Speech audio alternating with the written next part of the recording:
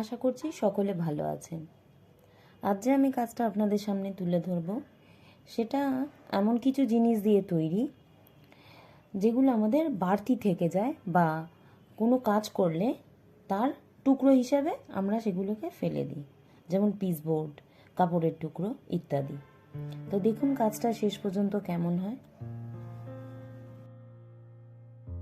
তো পিসবোর্ডের টুকরোগুলো, কাপড়গুলো নিজের ইচ্ছা মতন শেপে কেটে সেগুলোকে আটার সাহায্যে একে অপরের সঙ্গে জুড়ে নেওয়া। তো তারপরে সেগুলোকে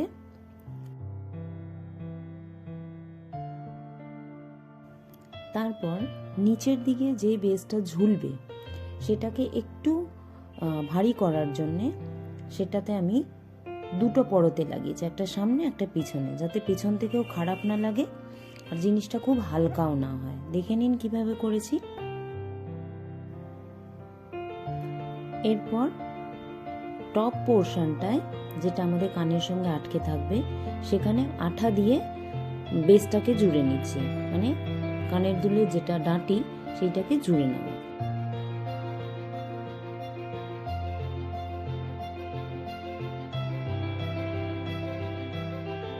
এরপরে কিছু সামান্য সময় কিন্তু এটাকে শুকাতে দিতে হবে, না হলে এটা নড়বড় হয়ে যাবে ঠিকমতো না শুকালে। এরপর আরও একটি একই রকম শেপের কাপড় নিয়ে সেটাকে পেছনে বসিয়ে সামান্য কিছু আঠা দিয়ে ফের শুকাতে দিতে হবে। এটাতে পেছনের দিকটা একটা সুন্দর পারফেক্ট লুক আসবে।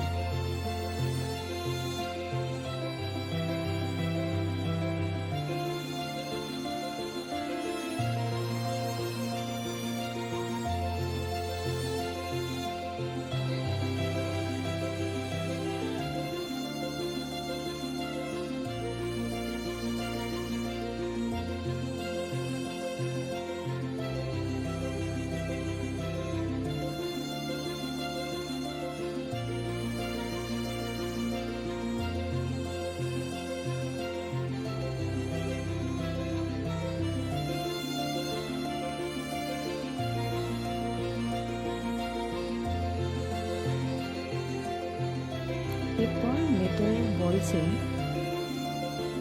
ঝোলা পোর্শনটার মাপ মতন কেটে নিয়ে সেটাকেও আঠা দিয়ে জুড়ে নেব।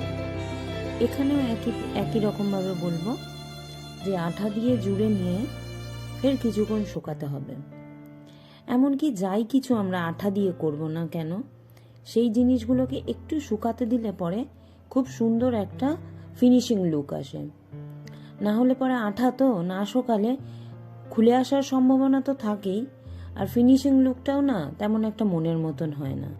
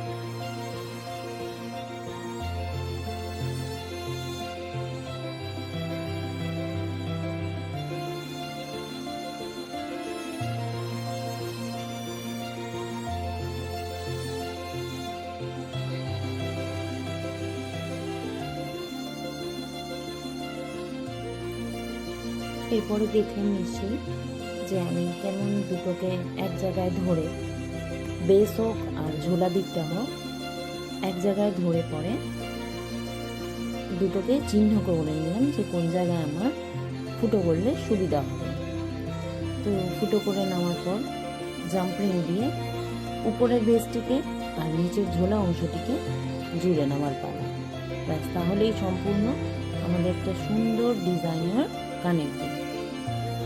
আগেই বললাম দিদি ভাইরা, এটা এতটাই সুন্দর একটা ফিনিশিং লুক এসেছে।